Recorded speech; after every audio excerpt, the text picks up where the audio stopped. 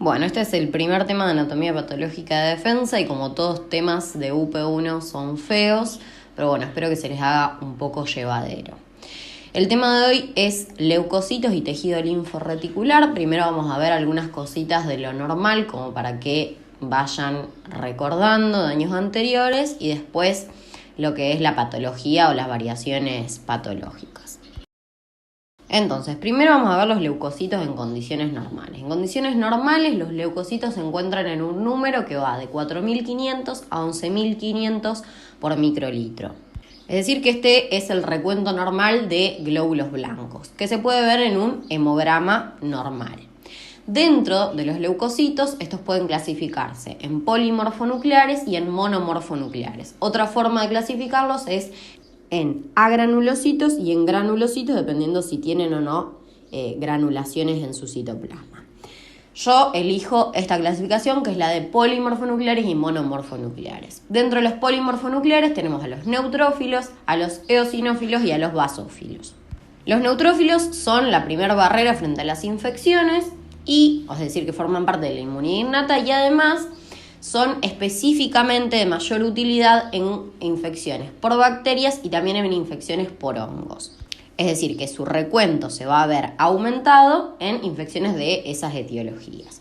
¿Qué es lo que hacen? Fagocitan, por lo general, al patógeno y si ese patógeno es demasiado grande como para poder ser fagocitado por un neutrófilo, lo que pueden hacer es perder su núcleo y con la cromatina de ese núcleo, obviamente mueren en el intento, con la cromatina del núcleo, que tiene una gran cantidad de enzimas microbicidas y es de consistencia viscosa, se forman las trampas extracelulares en las cuales se pegan los microorganismos y gracias a esas enzimas microbicidas que les digo, pueden atacarlos. Y otra función que tienen también es la de secretar citocinas y mediadores de la inflamación. En cuanto a su morfología normal, al ser polimorfonucleares quiere decir que tienen un núcleo polimorfo, que en este caso es un núcleo que tiene de 2 a 5 lobulaciones. Lo más frecuente es que presente 3 lobulaciones. Presenta un citoplasma pálido en el cual se encuentran gránulos azurófilos o primarios que contienen enzimas, como las defensinas, hidrolasas y las tasas, es decir, enzimas líticas, y otros tipos de gránulos específicos o secundarios que presentan lactoferrina, que tiene propiedades microbicidas, receptores para sustancias quimiotácticas, que son las que guían a los leucocitos en el camino hacia el foco infeccioso, entre otras cosas. Entonces, al decirles que tienen granulaciones, estos entrarían dentro de lo que son los granulocitos en la otra clasificación que existe. Representan normalmente el 55 a 75% de los leucocitos circulantes en sangre periférica, es decir que en la fórmula leucocitaria representan aproximadamente el 65% del total de ese recuento, ¿sí? Si queremos conocer el número absoluto de neutrófilos que hay en sangre, lo único que tenemos que hacer es multiplicar ese porcentaje por el recuento total. Por otro lado, entonces, también dentro de los polimorfonucleares tenemos a los eosinófilos. Estos participan en la inmunidad frente a parásitos y también están muy involucrados en las reacciones alérgicas. Presentan un núcleo que es bilobulado, es decir, que tiene 2 lóbulos, y un citoplasma con gránulos que se tiñen de rojo oscuro, ya que son básicos, presentan a la proteína básica principal y otras proteínas de los eosinófilos, y por esta característica de presentar gránulos también entrarían dentro de la clasificación de granulocitos. En la fórmula leucocitaria representan normalmente entre el 1 y el 5%, aproximadamente el 2% de los leucocitos totales que circulan en sangre periférica. Y por último, dentro de los polimorfonucleares tenemos a los basófilos, que en realidad no tienen ninguna función frente a las infecciones, únicamente están implicados en la patogenia de las alergias y del asma. Presentan un núcleo que por lo general es bilobulado, es decir, que tiene 2 lóbulos, y un citoplasma con gránulos gruesos intensamente basófilos. Es decir, que Los basófilos presentan gránulos ácidos que se tiñen con colorante básico. Los eosinófilos presentan gránulos básicos que se tiñen con un colorante ácido. Representan normalmente entre el 0,2 y el 1,2% de los leucocitos en sangre periférica, es decir, que son un porcentaje ínfimo. Por otro lado tenemos a los monomorfonucleares. Dentro de ellos están los linfocitos, que forman parte de la inmunidad adaptativa y presentan un núcleo grande, redondo, ligeramente hendido, es decir, que no presenta lobulaciones y por eso tiene una forma monomorfonuclear, con citoplasma escaso, ya que la mayor parte de la célula está ocupada precisamente por el núcleo, y representan entre el 17 y el 45% de los leucocitos que circulan en sangre periférica. Es decir, que en una fórmula leucocitaria representan ese porcentaje, que es aproximadamente en general del 25%. Los linfocitos a su vez se van a clasificar en linfocitos de tipo B o linfocitos de tipo T. Los linfocitos B o dependientes de la médula ósea se generan y maduran a este nivel, a nivel de la médula ósea, y median la respuesta inmune humoral, que se genera hacia los patógenos extracelulares como las bacterias o los hongos. Los linfocitos B, una vez que reconocen a su antígeno, se transforman, se activan en células plasmáticas o plasmocitos, que son los encargados de secretar los anticuerpos, que son los que ejercen justamente esta inmunidad frente a los patógenos. Por otro lado, los linfocitos T o dependientes del timo se generan también en la médula ósea, pero maduran en el timo, por eso son dependientes del timo. Y se clasifican en linfocitos de tipo CD4 o helpers o linfocitos de tipo CD8 o citotóxicos. Los linfocitos T CD8 son los encargados de la inmunidad celular frente a virus y otros patógenos intracelulares, por ejemplo, parásitos o bacterias intracelulares. Lo que hacen precisamente es eliminar a las células infectadas, al revés de los anticuerpos, que lo que hacen es eliminar directamente al patógeno que no se encuentra infectando una célula, sino que está de forma extracelular. Y por otro lado tenemos a los linfocitos T, CD4 o helpers, que lo que hacen es secretar distintos tipos de citocinas que están encargadas de estimular la activación de otros tipos celulares, y también secretan quimiosinas, que son las responsables de guiar a los leucocitos hacia el foco infeccioso. Por otro lado tenemos a las células NK o linfocitos natural killers. Se dice que son linfocitos porque en realidad tienen la misma morfología que un linfocito, tienen un núcleo que es de gran tamaño, que también es monomorfonuclear y tienen escaso citoplasma, pero la diferencia es que las células NK forman parte de la inmunidad innata, a diferencia de los linfocitos de tipo T y B, que forman parte de la inmunidad adaptativa, pero se consideran en el recuento junto con los linfocitos de tipo B y T, justamente porque tienen la misma morfología. Y por último tenemos a los monocitos y macrófagos, que monocitos son cuando están circulando en sangre y macrófagos en realidad cuando se encuentran ya en los tejidos.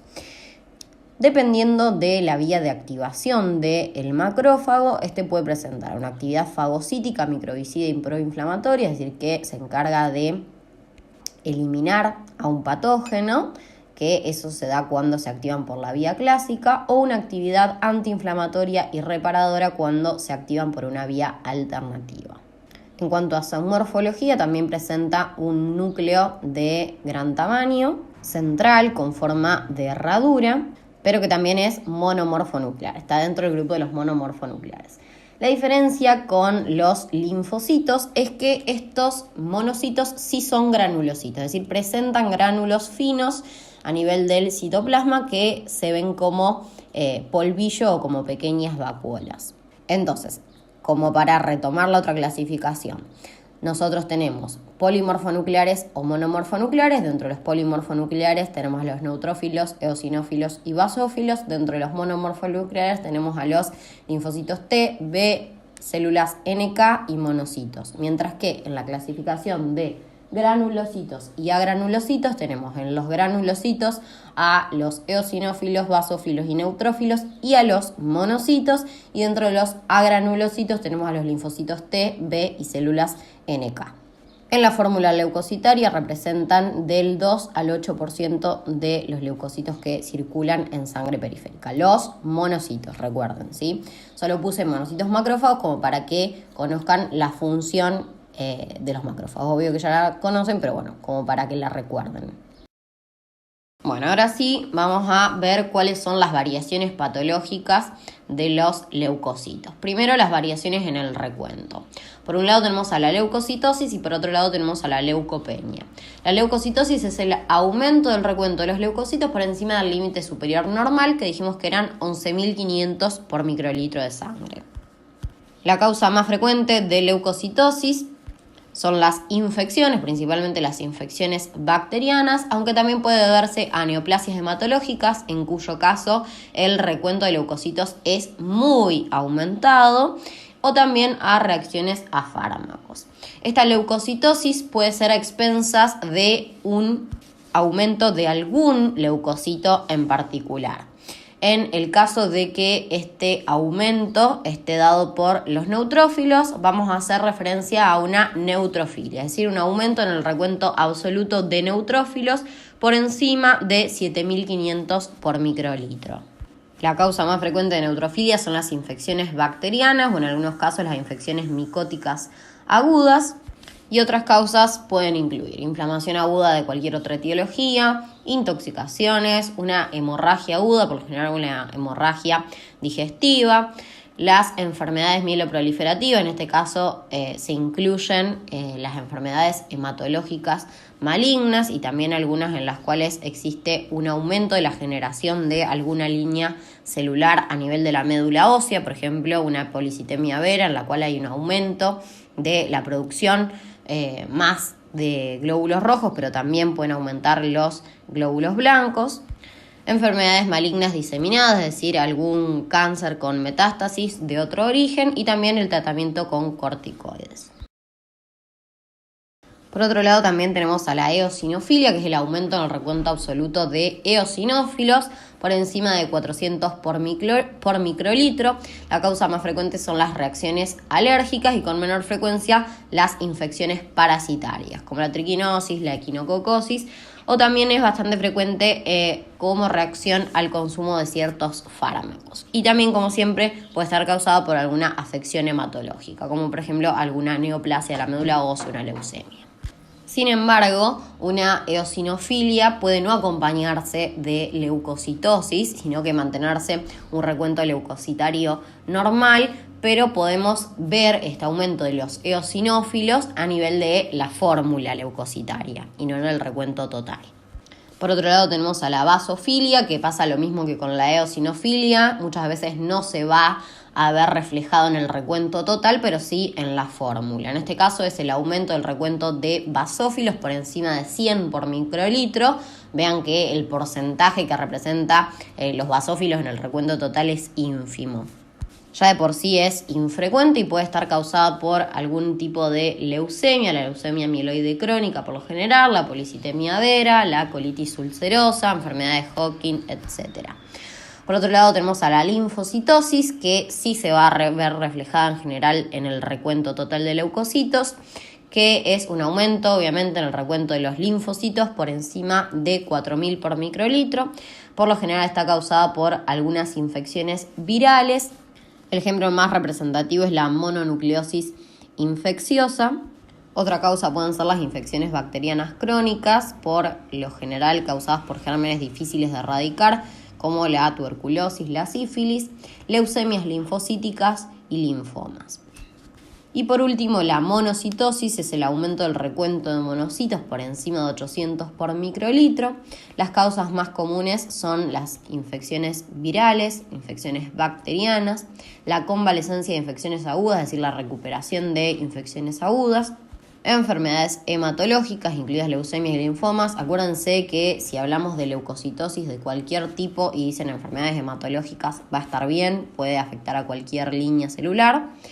Y las enfermedades granulomatosas y ciertos cánceres. Y por otro lado tenemos al otro trastorno de los leucocitos, que sería la leucopenia, que es una disminución en el recuento de leucocitos por debajo del límite inferior normal, que son los 4.500 por microlitro de sangre. Puede verse a una menor producción, es decir, que hay una falla a nivel de la médula ósea, a un aumento de la destrucción, ya sea a nivel central por un hiperesplenismo, que ya vamos a ver lo que es, o periférica, por ejemplo, por una microangiopatía. En este caso, la periférica sería que hay trombos en la circulación periférica que hacen que los leucocitos y también, por ejemplo, los glóbulos rojos se destruyan a ese nivel en el intento de pasar por el vaso que está trombosado. Obviamente que existen otras causas de leucopenia, por ejemplo, el mismo VIH, ¿sí? Suele asociarse a un incremento en la susceptibilidad de las infecciones, obviamente siempre dependiendo de la severidad de la leucopenia. Esta leucopenia, a su vez, puede estar acompañada o causada por una neutropenia, que es una disminución en el recuento absoluto de neutrófilos por debajo de 2.500 por microlitro. Una causa frecuente de estas neutropenias leves son las infecciones virales como hepatitis, sarampión, gripe. Y esto es a causa de que en las infecciones virales se redistribuyen los neutrófilos. Los neutrófilos normalmente circulan en un pool circulante y también se encuentran en un pool marginal, que es a nivel de los capilares, en donde pueden encontrarse retenidos. Nosotros con el hemograma lo que medimos es la cantidad de neutrófilos en el pool circulante. En las infecciones virales se redistribuyen los neutrófilos y se retienen a nivel capilar y por ende nosotros no los estaríamos midiendo. Y por eso se ve reflejado en el hemograma como una leucopenia y más que nada causada por una disminución de los neutrófilos. Otra causa de neutropenia, que de hecho es una causa de neutropenia grave, son los tratamientos oncológicos, en particular la quimioterapia utilizada en tumores hematológicos y también en algunos otros tumores sólidos. Otras causas de neutropenia pueden ser algunas infecciones bacterianas específicas como la fiebre tifoidea, el paludismo. En el caso del paludismo, por lo general se produce por la esplenomegalia y el hiperesplenismo que hay, con un aumento de la destrucción de los glóbulos blancos. Fármacos que generan depresión medular, que generan una disminución de la producción a nivel de la médula ósea. Mielofibrosis y otras patologías hematológicas. En la mielofibrosis existe fibrosis justamente de la médula ósea con disminución de los nichos que producen a los glóbulos blancos porque son justamente reemplazados por este tejido fibroso que no es funcionante. La caquexia y la debilidad, el shock anafiláctico y algunas enfermedades hereditarias también pueden ser causa de neutropenia.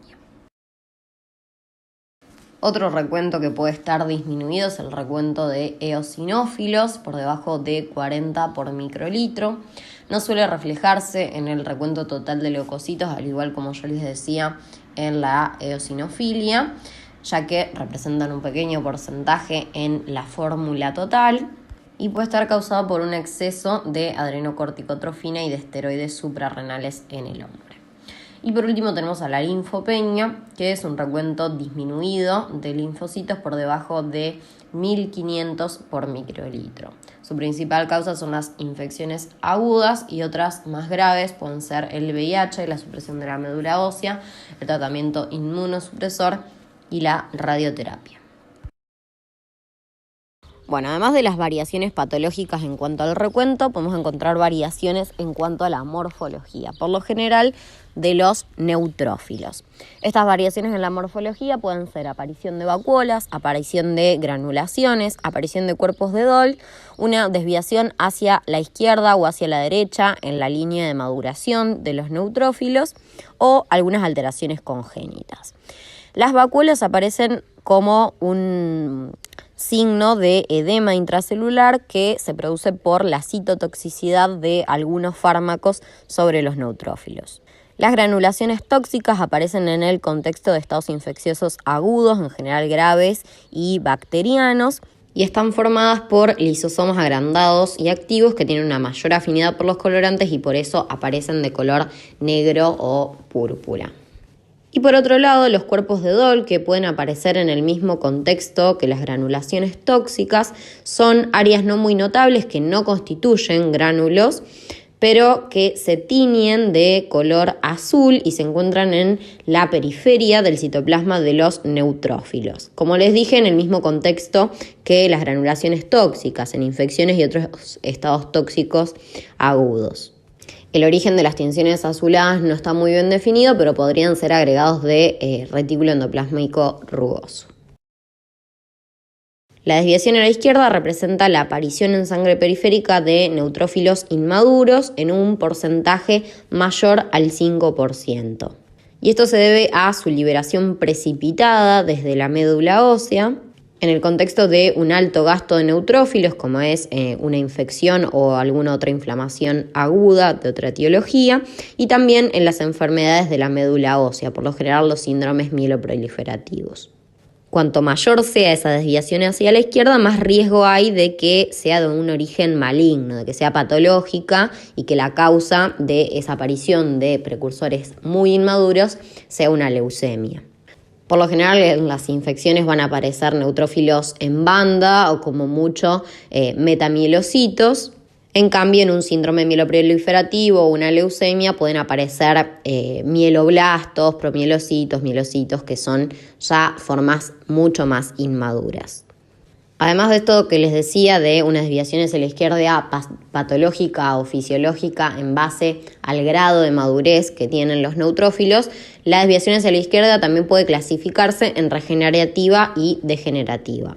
La regenerativa se acompaña de neutrofilia y se debe a una rápida respuesta de la médula a estímulos que hacen que ésta produzca y libere a las células blancas antes de que completen su maduración hasta el final.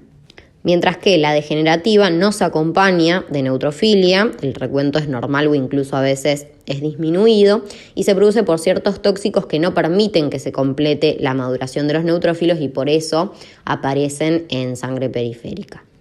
Además de no acompañarse de neutrofilia, estos suelen acompañarse de otras alteraciones como irregularidades del tamaño, pérdida de la escultura, vacuolas, entre otros. En esta imagen vemos cómo está representada la desviación hacia la izquierda. La forma más madura, o sea, la forma madura de neutrófilos, el neutrófilo segmentado que tiene, ven, el núcleo con 3 lobulaciones. Si nosotros vamos hacia atrás en las etapas de maduración, tenemos al neutrófilo en banda, que ven que no está segmentado, o sea, el núcleo no está dividido en los lóbulos, el metamielocito, el mielocito, el promielocito y el mieloblasto. Caso contrario, tenemos a la desviación hacia la derecha. En este caso, hay un aumento de los neutrófilos envejecidos, hipersegmentados, que tienen más de 5 lóbulos. Es como que están súper maduros. Y esto puede deberse a una disminución de la migración de los neutrófilos de los vasos sanguíneos. O sea que también es algo patológico, no es bueno, digamos. Lo que nosotros queremos tener son neutrófilos segmentados, no hipersegmentados.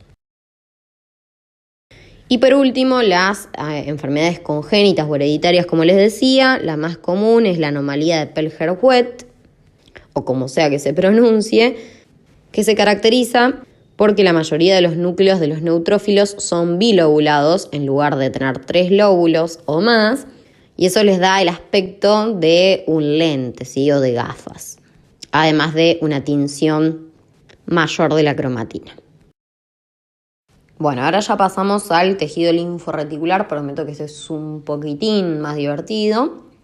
Primero un repaso muy a grandes rasgos de la histo normal. Recordemos que el tejido linforreticular o el tejido linfático es un tipo de tejido conectivo especializado que está formado por una red de fibras reticulares que son formadas por las células reticulares a su vez, que generan un entrelazado en el cual se colocan o se localizan las células del sistema inmune, principalmente linfocitos, células plasmáticas, células dendríticas y macrófagos. Obviamente que la función de este tejido es la inmunidad. Y hay un dibujito mío muy humilde. ¿Cómo se dispone el tejido linforreticular? Se dispone de forma difusa y de forma organizada en folículos o en cordones. El tejido linfático difuso es aquel que encontramos asociado a mucosas, a la mucosa gastrointestinal, a la mucosa respiratoria y que vamos a denominar MALT como un nombre general y después puede ponerse nombre según la mucosa en particular, como por ejemplo GALT a la que es de la mucosa gastrointestinal, BALT a la mucosa bronquial. En este caso las células del sistema inmune se encuentran dispersas, mientras que el tejido linforreticular que está organizado lo hace en forma de folículos o de cordones. Los folículos son estructuras esféricas u ovoides, que también son denominadas nódulos, que a su vez pueden estar diseminados en las mucosas, que antes mencionamos, mezclados junto con el tejido linfático difuso, o bien pueden estar agrupados, constituyendo acumulaciones linfáticas asociadas a ciertas mucosas y formando ciertos órganos, como las amígdalas, como las placas de Peyer, como parte del vaso, de los ganglios y del timo. Que estos tres serían los órganos linfáticos capsulados. Las amígdalas y las placas de Peyer serían órganos linfáticos no capsulados. Y la otra forma de tejido linforreticular organizado sería en forma de cordones. Estos aparecen a nivel de la pulpa blanca del vaso y a nivel de la médula de los ganglios linfáticos. Y acá tenemos imágenes del tejido linforreticular en sus formas tanto organizada como difusa. En la primera imagen vemos un folículo de tipo primario. Recordemos que el folículo puede ser primario o secundario. El primario es cuando los linfocitos que lo componen no contactaron con el antígeno y el secundario es cuando ya contactaron con el antígeno.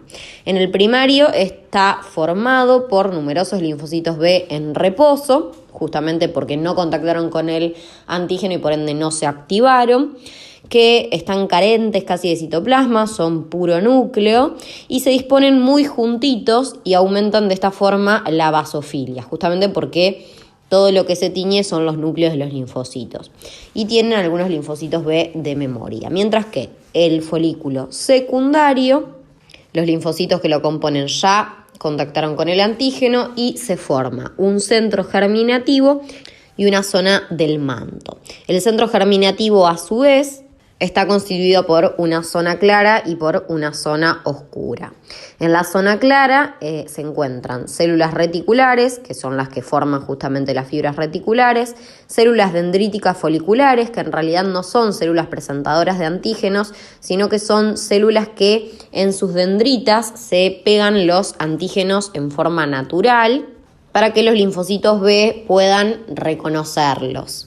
Recuerden que los linfocitos B reconocen a los antígenos en su forma natural, mientras que los linfocitos T requieren de un procesamiento antigénico por parte justamente de las células presentadoras de antígeno convencionales, que son distintas de estas foliculares. Y también hay pequeños linfocitos, mientras que en la zona oscura vamos a encontrar linfocitos B que están activados y en un proceso de proliferación activa, y se los denomina centroblastos. Por otro lado, en la zona del manto existen numerosos linfocitos B en reposo, carentes casi de citoplasma, muy juntitos aumentando la basofilia, es decir, que la zona del manto es muy similar al folículo primario. En la tercera imagen vemos a los cordones, en este caso los cordones de la médula de un ganglio linfático. Estos cordones están constituidos principalmente por plasmocitos y por algunos linfocitos y macrófagos. Y por último el MALT, en el cual vemos linfocitos que están distribuidos en la lámina propia sin ningún tipo de organización. Bueno, como les adelanté anteriormente, entonces el tejido linforreticular integra o forma órganos linfáticos. Estos órganos linfáticos pueden clasificarse en órganos linfáticos primarios u órganos linfáticos secundarios. En los órganos linfáticos primarios se originan y o maduran los linfocitos, mientras que en los órganos linfáticos secundarios los linfocitos interactúan con otras células, interactúan con los antígenos y se genera a este nivel la respuesta inmune. ¿Cuáles son los órganos linfáticos primarios? La médula ósea, en la cual se originan tanto los linfocitos T como los B, pero solo maduran los B, y el timo, en el cual maduran los linfocitos T. Mientras que los órganos linfáticos secundarios están representados por los ganglios linfáticos, por el vaso, por las amígdalas, las placas de Peyer y el MALT, es decir, el tejido linfático asociado a las mucosas. Bueno, debido a que la médula ósea no se estudia en este capítulo, vamos a empezar directamente con el timo. El timo es una glándula que está constituida por dos lóbulos y un istmo que los une, que se ubica en la profundidad del mediastino, por detrás del esternón, por encima del corazón y de los grandes vasos, como se ve en la imagen. Al momento del nacimiento tiene un peso de 10 a 35 gramos y empieza a aumentar desde ese momento hacia la pubertad, momento en el cual tiene su tamaño y su peso máximo, a partir del cual luego empieza a decrecer hasta involucionar de forma completa en algunos casos. Como dijimos anteriormente, entonces es el lugar en donde maduran los linfocitos T. ¿Cómo es la histología del timo a grandes rasgos? Dijimos que el timo era uno de los órganos linfáticos capsulados, es decir, que está rodeado por una cápsula que es de tejido conjuntivo que envía trabéculas hacia el parénquima. Estas trabéculas no llegan a dividir al parénquima en lobulillos completos, sino que lo divide en lobulillos incompletos. Cada uno de estos lobulillos se encuentra constituido por una corteza y por una médula. En la corteza hay una gran cantidad de linfocitos, también hay macrófagos y células reticulares, que son las que secretan, como les dije anteriormente, las fibras reticulares. Y la médula presenta una menor cantidad de células y está principalmente constituida por linfocitos pequeños que en la corteza se volvieron inmunocompetentes. Es decir, que maduraron. Pero también encontramos células dendríticas, macrófagos y algunas células plasmáticas. Bueno, respecto a la patología del timo, un comentario: no es un tema que sea súper importante ni en defensa ni en la medicina en general, pero se los agregué como para que les quede completito el tema. Aparte, es muy simple. ¿Qué patologías pueden afectar a esta glándula? Puede haber hipoplasia y o agenesia tímica, es decir, un timo inusualmente pequeño o la falta del mismo. Ambas generan inmunodeficiencia, es decir, una inmunodepresión, justamente porque los linfocitos T no pueden madurar. Otra patología es la hiperplasia tímica, en este caso sería lo contrario a la hipoplasia, hay un aumento del tamaño del timo o una imposibilidad en su involución. Recuerden que normalmente el timo desde la pubertad empieza a involucionar. Esta patología suele asociarse a la miastenia gravis, que es una enfermedad de tipo autoinmunitaria que afecta a la placa neuromuscular y que genera debilidad motora, debilidad de los músculos, pudiendo incluso causar la muerte cuando la depresión muscular afecta al diafragma. Y por último, el timoma, que es el tumor del epitelio tímico. Es el tumor más frecuente del mediastino superior y puede ser tanto benigno como maligno, el cual a su vez se divide en tipo 1 cuando el aspecto citológico es benigno, pero se trata de un tumor maligno que invade estructuras vecinas, mientras que el tipo 2 también tiene aspecto citológico maligno, o sea que es más fácil de identificar. Macroscópicamente se trata de un tumor esférico de entre 5 y 10 centímetros, que al corte es amarillento, lobulado, de consistencia blanda y puede ser tanto homogéneo como no, ya que puede presentar quistes con hemorragias y necrosis, obviamente esto cuando se trata de un tumor de tipo maligno. Recuerden que los tumores malignos suelen crecer con mayor velocidad, lo que hace que no se acompañen de una vasculatura acorde y por ende sufran isquemia y se necrosen y también empiecen a aparecer hemorragias, debido a que los vasos que crecen a veces son muy débiles y pueden romperse. Microscópicamente tiene una cápsula fibrosa gruesa a partir de la cual se extienden tabiques de colágeno hacia el tumor que lo dividen en lóbulos. El tumor presenta tanto células neoplásicas como linfocitos. Bueno, ahora pasamos a los ganglios linfáticos. La patología de los ganglios linfáticos es lo que más van a poder aplicar al problema de la UP1. Los ganglios linfáticos entonces son estructuras de forma redonda u ovoide que aparecen intercaladas en el recorrido de los vasos linfáticos, teniendo una función de filtro. Presentan una superficie que es ligeramente cóncava hacia un lado y convexa hacia el otro. Su extremo cóncavo está formado por el ilio, que es el lugar en donde penetran los vasos arteriales y emergen los vasos venosos y los linfáticos eferentes. Y por su superficie convexa se introducen o penetran los vasos linfáticos aferentes. En cuanto a la microscopía, es decir, un poco de la histología de los ganglios linfáticos, estos se encuentran rodeados por una cápsula de tejido conectivo denso, irregular, que emite trabéculas que no llegan a dividir el parénquima en lóbulos, y a su vez el parénquima está formado por una corteza, una paracorteza y una médula.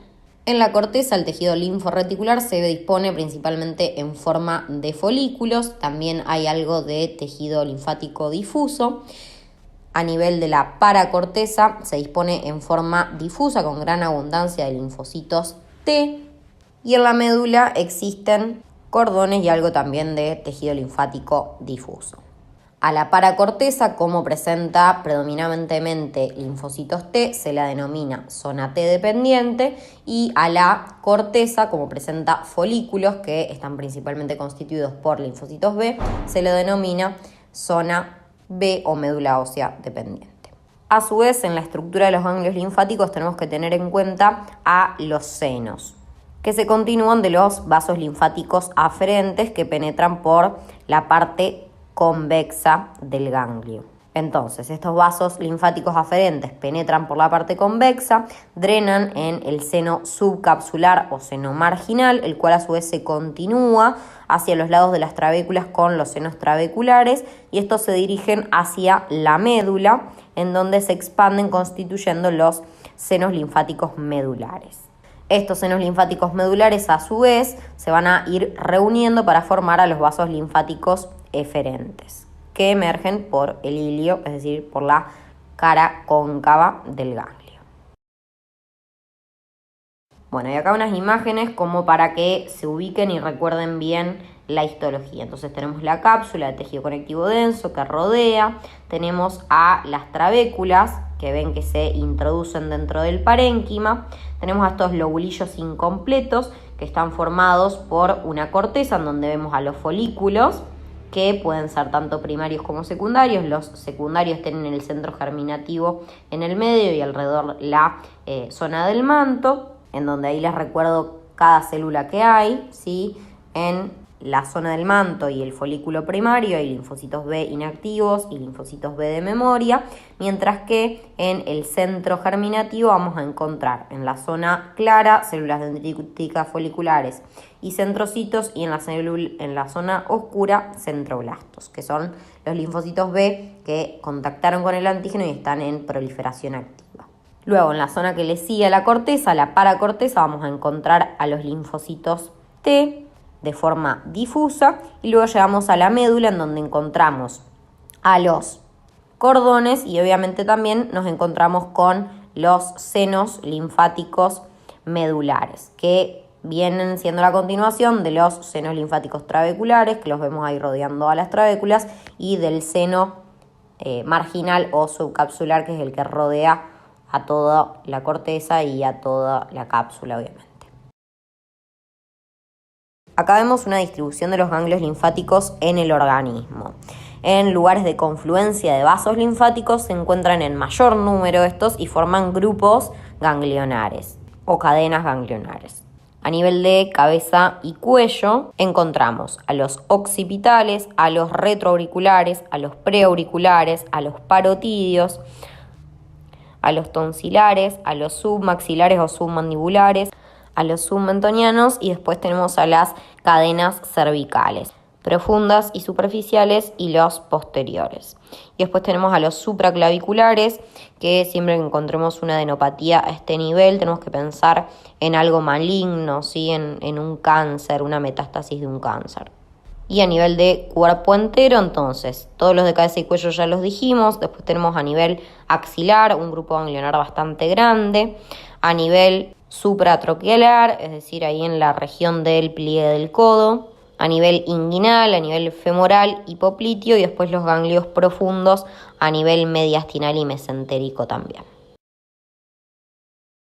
Bueno, como les dije, entonces la función de los ganglios linfáticos es la de filtrar la linfa y en caso de que encuentren en la linfa algún antígeno, iniciar la respuesta inmune frente al mismo.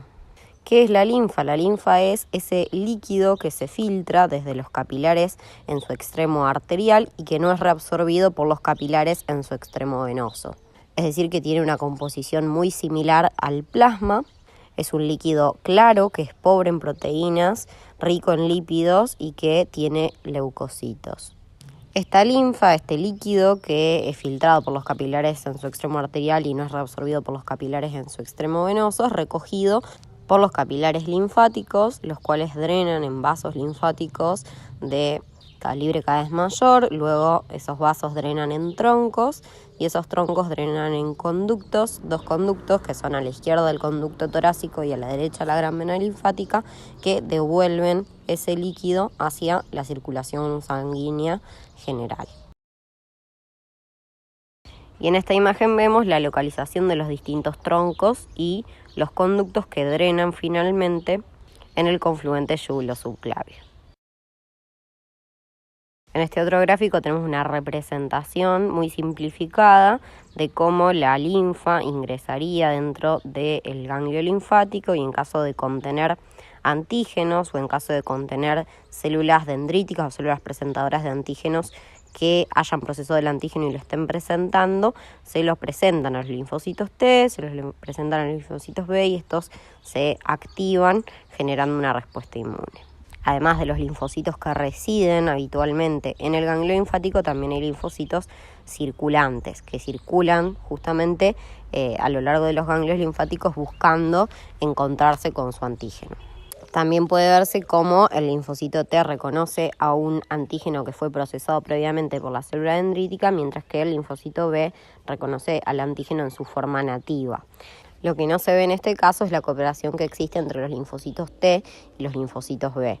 Normalmente, antígenos provenientes del mismo patógeno son reconocidos por un linfocito T de tipo helper, al cual el antígeno le fue presentado por una célula dendrítica, la cual lo procesó previamente, se activa y este linfocito T CD4 o helper lo que hace es enviar señales al linfocito B como una cooperación para que éste se active. Es decir, que para que el linfocito B se active requiere de reconocer el antígeno en su forma nativa y también requiere de esas señales provistas del linfocito TCD4 o helper. Y el linfocito TCD8 también requiere de reconocer el antígeno, que también es presentado por la célula dendrítica, pero también requiere de una cooperación por el linfocito T helper, que es el que coordina todo. Bueno, ahora sí pasando a la patología de los ganglios linfáticos, que es lo que yo les dije que van a poder aplicar bien al problema de la UP1, vamos a hablar de la linfadenitis reactiva.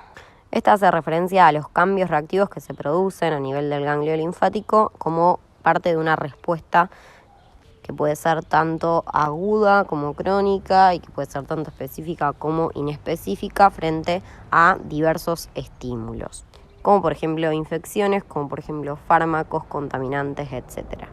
Bueno, entonces como les dije, puede ser tanto aguda como crónica. La linfadenitis aguda va a ser siempre inespecífica, es decir, que se va a dar frente a cualquier estímulo de igual forma.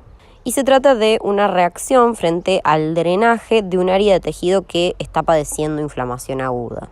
Los ganglios más frecuentemente afectados son los ganglios cervicales, en general cuando existe alguna afección bucal o alguna afección faríngea, por ejemplo una faringitis. Los axilares, que nos hablan de alguna afección en el brazo, por lo general alguna infección. Los inguinales, que hablan de una afectación de las extremidades inferiores, o de los genitales, también por lo general una infección. Y los mesentéricos, que son ganglios profundos, como les decía, que nosotros no vamos a poder palparlos, sino que se pueden llegar a ver en algún estudio por imágenes que están inflamados frente a una apendicitis o alguna enteritis. ¿Cómo va a ser la morfología de los ganglios que están afectados por una linfadenitis aguda? Macroscópicamente el ganglio va a estar aumentado de tamaño hasta 2 a 3 veces su tamaño original, puede ser de color gris o rojizo, y cuando la inflamación sea muy extensa pueden aparecer abscesos, convirtiendo incluso al ganglio en una bolsa de pus. Microscópicamente vamos a encontrar congestión de los sinusoides que van a estar dilatados. Vamos a encontrar edema, un infiltrado neutrófilo que está respondiendo justamente a que es una inflamación aguda, ¿sí? No nos habla de una etiología. Vamos a encontrar en los folículos linfoides una mitosis activa por parte principalmente de los linfocitos B, que son los que principalmente conforman estos folículos.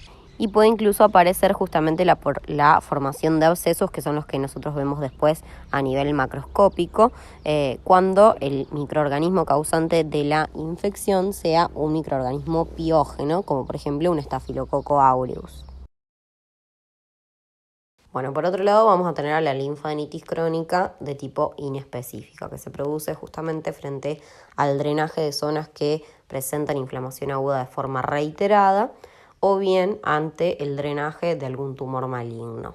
En cuanto a su morfología, el ganglio va a estar aumentado de tamaño macroscópicamente y va a estar firme, y microscópicamente vamos a encontrar diversos patrones dependiendo de la noxa que le dio origen a la adenomegalia, es decir, al agrandamiento del ganglio. Puede haber hiperplasia folicular, hiperplasia linfoide paracortical, histiocytosis sinusal o hiperplasia de las células B de la zona marginal. La hiperplasia folicular es el patrón más frecuente. Se produce frente a estímulos que activan una respuesta inmune de tipo humoral. Ejemplos son la artritis reumatoidea, la sífilis, el HIV, la toxoplasmosis. Se caracteriza por una prominencia de los centros germinales, justamente por la estimulación antigénica de los linfocitos B que lo constituyen, que empiezan a proliferar de forma activa. Y también vamos a encontrar células fagocíticas con contenido de material fagocitado en su interior, un aumento de la celularidad a nivel de las zonas parafoliculares o paracortical, que está principalmente representada por linfocitos T, y a nivel de la médula, en donde vamos a encontrar histiocitos, plasmocitos, algunos neutrófilos y algunos eosinófilos. Y también puede encontrarse hiperplasia de las células mononucleares fagocíticas que recurren a los senos linfáticos ganglionares, o sea, de los histiocitos. Pero lo más importante o representativo es la hiperplasia justamente de los centros germinales, o sea, de los linfocitos B que constituyen esos centros germinales, y por eso se denomina hiperplasia folicular. Por otro lado, la hiperplasia linfoide paracortical se va a producir ante estímulos que activen a la inmunidad celular. Por ejemplo, frente a algunos virus, vacunas, exposición a ciertos fármacos y enfermedades autoinmunitarias. En este caso, lo que más se destaca o lo más representativo es la expansión del área paracortical, que es el área que está representada justamente por los linfocitos T. Esta paracorteza crece e invade a los folículos, borrándolos. También puede acompañarse de hiperplasia de los histiocitos, que son las células que revisten a los senos, y de un infiltrado de macrófagos en proliferación. Otro patrón es el de la histiocitosis sinusal. Este hace referencia a la distinción o el resalte de los sinusoides por la expansión de los mismos a causa de la proliferación de los histiocitos, que son los macrófagos que recubren a estos senos. Estos van a presentar también material fagocitado y además también va a haber proliferación o hiperplasia de las células endoteliales que forman a las paredes de los senos. Se produce frente al drenaje de restos de lesiones inflamatorias o como una reacción inmune de un huésped de un tumor maligno o de los productos de ese tumor. Y por último, el último patrón es la hiperplasia de las células B de la zona marginal, que es uno de los patrones menos frecuentes, se da en toxoplasmosis en fases tempranas del HIV y se puede acompañar de hiperplasia folicular. Se trata de la hiperplasia o la proliferación de los linfocitos B que justamente rodean al centro germinal, o sea que están ahí alrededor. Estas células B, al parecerse a los monocitos, suelen llamarse células B monocitoides. Y por último, la linfadenitis crónica específica es justamente específica porque se da frente a determinadas noxas o patógenos que son difíciles de erradicar. También se produce frente a respuestas autoinmunes y frente a un material extraño inerte no degradable.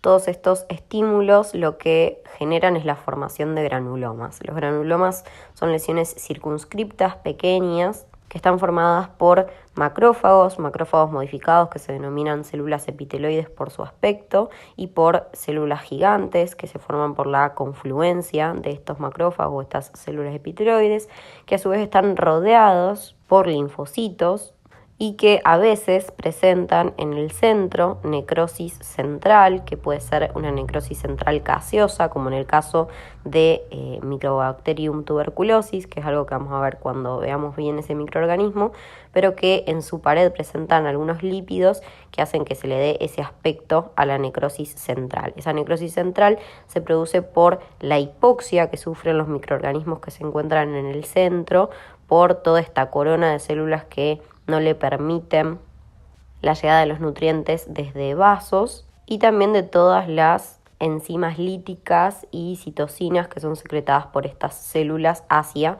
el centro en este intento de contención o de destrucción de la noxa.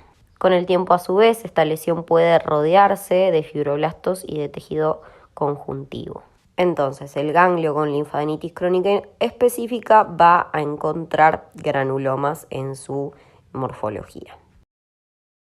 Bueno, pasando al vaso, este es el órgano linfoide más grande del organismo, está constituido, al igual que el resto de los órganos linfoides, capsulados por una cápsula de tejido conectivo denso que emite trabéculas hacia el parénquima, el cual está constituido por una pulpa roja y una pulpa blanca. La pulpa roja está constituida por una red de sinusoides venosos que tienen paredes delgadas y discontinuas y por los espacios sanguíneos adyacentes que se disponen en forma de cordones, por lo que se denominan cordones esplénicos o cordones de Billroth, y que están formados por glóbulos rojos, por linfocitos y principalmente por un laberinto de macrófagos conectados laxamente entre sí que constituyen una barrera no solo física sino también funcional, principalmente para los hematíes dismórficos.